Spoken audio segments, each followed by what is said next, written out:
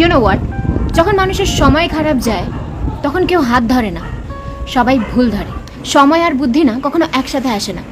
সময় থাকতে থাকতে কখনো বুদ্ধি আসে না, আর যখন বুদ্ধি আসে তখন সময় থাকে না।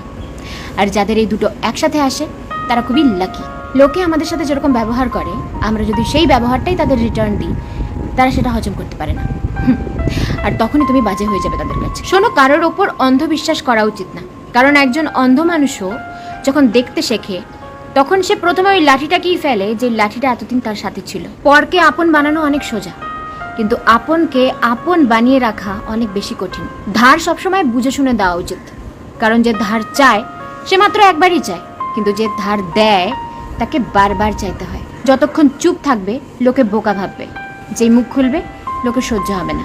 তুমি ঠিক, এটা তোমার আত্মবিশ্বাস, কিন্তু শুধু তুমিই ঠিক বাকি সবাই ভুল, এটা তোমার ভুল, তোমার অহংকার। যেই পরিবারে সবাই একে অপরের হাত ধরে থাকে তাকে কখনো অন্য কারোর পা ধরতে হয় না। বয়স বাড়ার মধ্যে না একটা আলাদাই ব্যাপার রয়েছে, বুঝলে?